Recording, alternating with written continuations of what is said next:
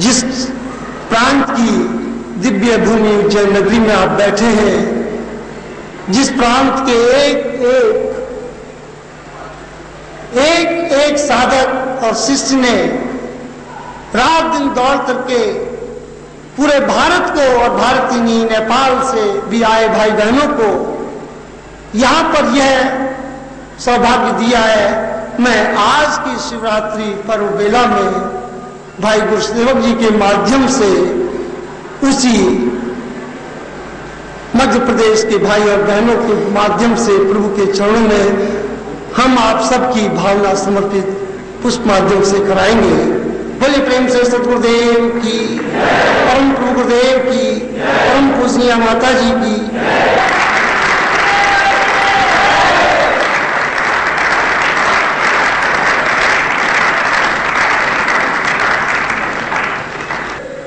उठे हम मुखरित हो जाएं शिव, और शिव जहां है वहां शिवम है, और जहां ब्रह्म है वहां क्या नहीं है, पूर्ण ब्रह्मांड है, पूर्ण प्रकृति है, पूर्ण पुरुष है। हम इन सब चीजों को गुरु बताए हैं, लेकिन बहुत सहज है प्रभु आपके चरणों में लिपटने पर, आपकी उपस्थिति में प्रभु सहज कर दे, सरल कर दे, तरल कर दे, शिवम कर दे।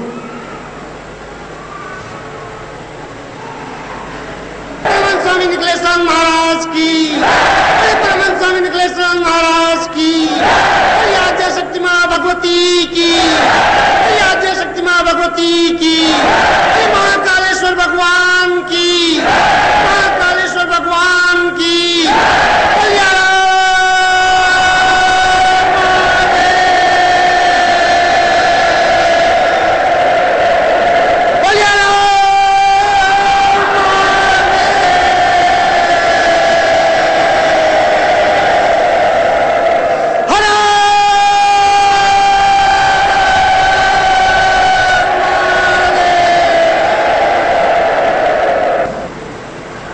आप लोगों के सामने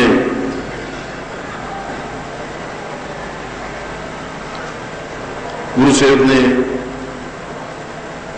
उस क्षण को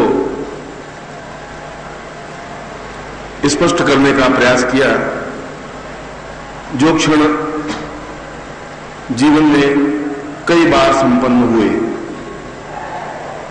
और किसी भी क्षण को वापस लाया जा सकता है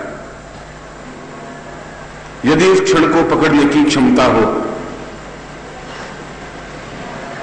उन्होंने उस प्रसंग को स्पष्ट किया कि जब भगवान शिव की आराधना और पूजा और अर्चन उन मंत्रों के माध्यम से संपन्न करने की व्यवस्था की गई, जिन मंत्रों के माध्यम से आप लोगों को भगवान शिव के साक्षात स्वरूप के दर्शन हो सके, और जीवन का वही क्षण एक अमूल्य क्षण होता है जो हमारे जीवन का एक लक्ष्य होता है, हमारे जीवन का ध्येय होता है, हमारे जीवन का उद्देश्य होता है। और जीवन दोनों रूपों में व्यतीत हो सकता है। यदि आप भौतिक दृष्टि से चल रहे हैं तो चलते रहिए, आपको कोई रोकने वाला नहीं। आप थोड़ी और नौकरी कर लीजिए, थोड़ा और व्यापार कर लीजिए, थोड़ा और कमा लीजिए, थोड़ा और बच्चों के लिए इकट्ठा करके चले जाइए। अभी बच्चों के लिए 25-25 हजार रुपए इकट्ठे किए हैं, पर 35 हजार रुपए इकट्ठे करके जाइए तो बच्चे ज्यादा याद करेंगे आपको। और 2-4 ड्रेस और सिलवा दीजिए और सो जाइए चिता पर।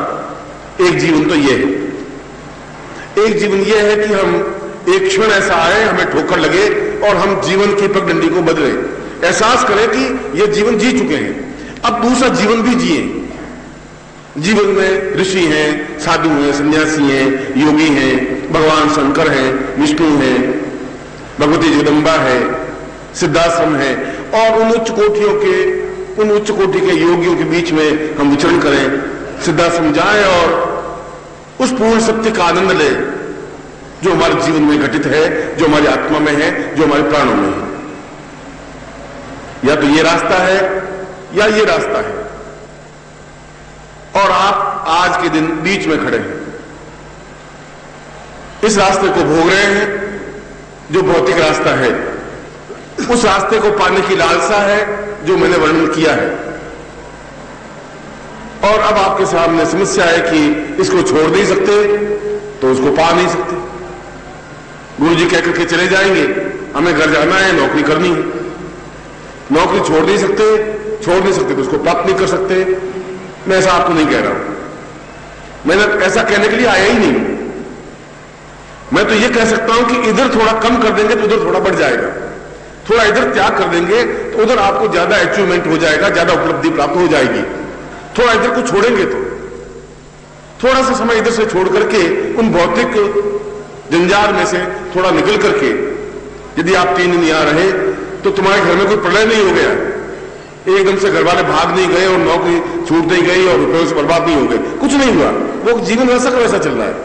5-7 दिन बाद जाएंगे तो जीवन वैसा ही चलेगा। आपके मन में ऐसा है कि मैं नहीं जाऊंगा तो क्या होगा। इसलिए जीवन का जिस क्षण की उसने कल्पना, जिस क्षण की चर्चा तुम लोगों से की कि हम भगवान पारमेश्वर का पूजन अर्चन उन मंत्रों से करें जिन मंत्रों के माध्यम से भगवान शिव साक्षात हमारे सामने दर्शन दें, उपस्थित हो, हम उनको जी भर के देख सके, हमारी आंखों में वो समा सके और एक ऐसा स्वरूप, ऐसी खुमारी, ऐसा जीवन का चिंतन प्राप्त कर सके जो हमारे पूरे जीवन को जाज्वल्यमान बना दे, रोशनी युक्त बना दे, चैतन्य बना दे। और ऐसा जीवन आपको प्राप्त हो सकता है और आज भी प्राप्त हो सकता है, आज ही प्राप्त हो सकता है, संभव है।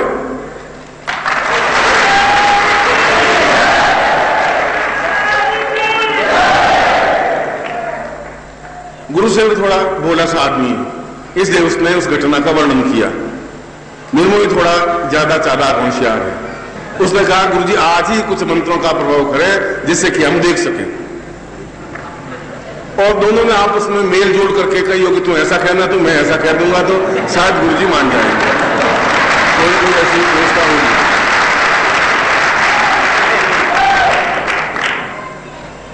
उन लोगों का चिंतन भी इसी भावना को लेकर के था कि यहां पर जो भी शिष्य हैं उन शिष्यों का भी एक एहसास हो सके, उनको जीवन को भी आनंद मिल सके, यही जीवन का उनका चिंतन विचार धारणा थी।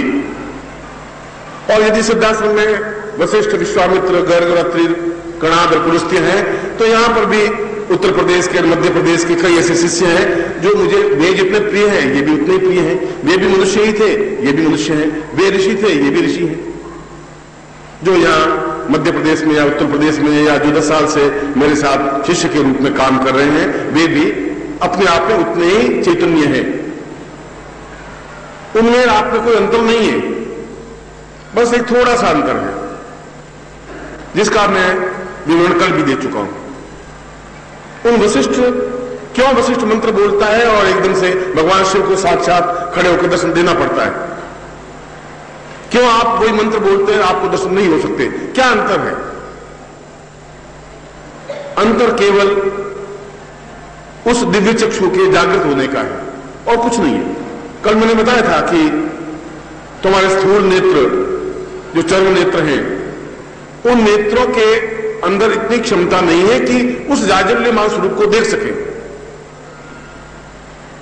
और यदि तुम्हें आ भी जाए, आप मंत्र उच्चारण करें या मैं मंत्र उच्चारण करूं और सामने साक्षात भगवान शिव उपस्थित हों भी, और यदि आपकी आंखें देखने की अभ्यस्त नहीं होंगी तो आप नहीं देख पाएंगे। ये एक ध्रुव सत्य है, ये साइंटिफिक रीजन है। और रीजन ये है कि इस दीवार के पीछे एक व्यक्ति खड़ा है और बीच में केवल 6 इंच की ये दीवार है, 6 इंच मोटी, और हम अपनी आंखों से उस आदमी को नहीं देख पा रहे। मेरे शरीर के अंदर इस हाथ में हड्डियां हैं और तुम हड्डियों को नहीं देख पा रहे हो, स्थूल दृष्टि से नहीं देख पा रहे हो। मगर ऐसा नहीं कह सकते हड्डियां हैं ही नहीं, हड्डियां तो हैं, आप नहीं देख पा रहे। और यदि कोई ऐसा यंत्र जिसके माध्यम से इसका फोटो लिया जाए, एक्सरे से लिया जाए, उन हड्डियों को देख लेंगे। तुम्हारी आंख के साथ में एक एक्सरे का लेंस लगाना जरूरी है, तो उन हड्डियों को भी देख लेंगे, इतनी जरूरत है। और तुम्हारी इस आंख में एक ऐसा बिंदु जरूरी है जिसको दिव्य नेत्र कहते हैं, एक लगाना जरूरी है। और लगाते ही आप उनके साक्षात दर्शन कर सकेंगे। आप उस जगह खड़े हैं जहां आप देखने में और नहीं देखने में एक क्षण का विलंब है। अब एक क्षण 10 साल का हो सकता है, 50 साल का हो सकता है, 5 जीवन का हो सकता है, शायद आज ही वो क्षण मिट जाए। साइंटिफिक रीजन इतना ही है। जो मैं बात कर रहा हूं वो सत्य है। ऐसा है नहीं, हड्डियां नहीं है, ऐसा नहीं तुम देख नहीं सको, पर तुम आज की डेट में इस क्षण नहीं देख सकते। तुम्हारे पास एक एक्सरे का बिंदु होना चाहिए, तो तुम जरूर देख लोगे। तुम्हारे पास एक ऐसा लेंस होना चाहिए, एक दीवार के पास देख सके, तुम देख सकोगे कि वहां पे एक आदमी खड़ा है, 2 आदमी खड़े हैं, 5 खड़े हैं कि 10 खड़े हैं। और उसको प्राप्त करने के लिए तो आप अपने आप को पूरा परिवर्तित करें, अपने नेत्र को, चर्म चक्षुओं को दिव्य नेत्र में कन्वर्ट करें। या मैं एक ऐसा लेंस दूं जो लेंस आप अपनी आंखों पे लगा सके और उसके माध्यम से देख सके। कल भी मैंने इसकी चर्चा की थी एक साधारण बातचीत में। मैं आपको बहुत बड़ी ज्ञान की और चेतनीयता की बातें मैं उलझाना नहीं चाहता, आप समझ भी नहीं पाओगे। मैं बहुत सरल भाषा में आपको समझाऊंगा। मगर जब कोई व्यक्ति बहुत निकट होता है, जब कोई चीज बहुत निकट होती है तो उसकी वैल्यू नहीं होती, उसका कोई तुम्हारे जीवन में महत्व होता ही नहीं। एक शीशा, मुंह देखने का शीशा हो और उस शीशे में तुम अपना चेहरा रोज देखते हो। शीशा है इसी काम का कि सुबह अपना चेहरा देखें कि मूंछे में कैसी है और ठीक ठाक है, नहीं बाल संवारे हुए नहीं है, कि मैं कितना सुंदर लग रहा हूं, बस देखना है शीशे में। और शीशे में आपका चेहरा साफ साफ दिखाई देता है। और शीशा आप थोड़ा सा 8 इंच दूरी पर रखते हैं और शीशे में चेहरा देखते हैं। अब उस शीशे को आप निकट लाए थोड़ा और निकट लाते लाते ठेठ नाक से टच कर दें और फिर देखिए चेहरा आपका, उस शीशे में आपका चेहरा दिखाई देगा ही नहीं। यदि उस शीशे को नाक से लगा करके फिर देखें तो आप अपने चेहरे को नहीं देख सकते, कुछ एहसास नहीं होगा। मुझमें और तुझमें गलती इतनी हो गई है, मैंने गलती यह की कि मुझे तुमसे 8 इंच दूर रहना चाहिए था तो आप मुझे पहचान पाते। मैं आपके इतना निकट आ गया हूं कि आप मुझे पहचान नहीं पा रहे। बहुत निकट मुझे आना नहीं चाहिए था, यह गलती हो गई, इसलिए गलती।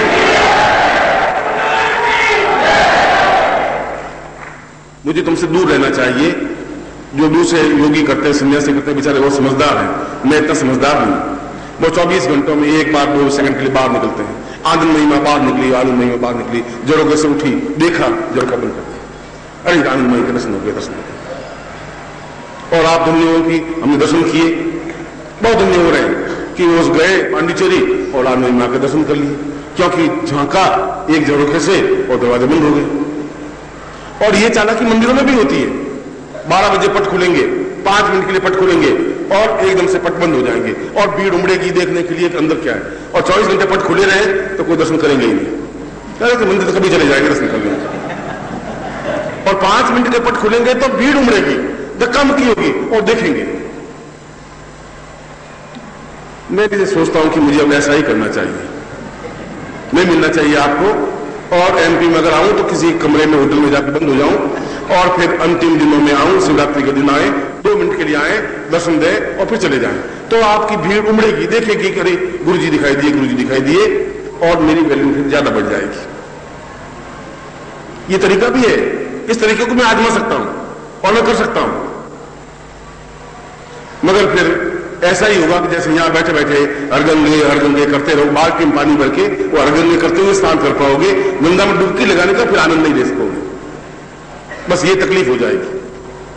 इसलिए मैंने कहा कि आप मुझे इसलिए नहीं पहचान पा रहे कि मैं आपके हृदय को बहुत निकटता से ले आया हूं, ये गलती मेरी है या ये मेरी विशेषता है। क्योंकि जिसके पास कुछ नहीं होता वो दिखाएगा क्या? वो 2 सेकंड दिखाएगा, बंद हो जाएगा। वो क्या दिखा सकता है? वो चेहरे के अलावा कुछ दिखा ही नहीं सकता, क्योंकि उनके पास ज्ञान नहीं है, चेतना नहीं है, तपस्या का अंश नहीं है। साधना के बल नहीं है। और जिसके पास है उसका मूल्य आंकना आप लोगों की समझदारी होगी। उन क्षणों को भगवान शिव को दर्शन कराने में कोई बहुत बड़ी बात नहीं है। ऐसा कोई है ही नहीं संसार का कोई क्षण जो रोक सके कि मैं मंत्र बोलूं और सामने भगवान शिव प्रत्यक्ष हो ही नहीं। ऐसा संभव ही नहीं है, हो ही नहीं सकता।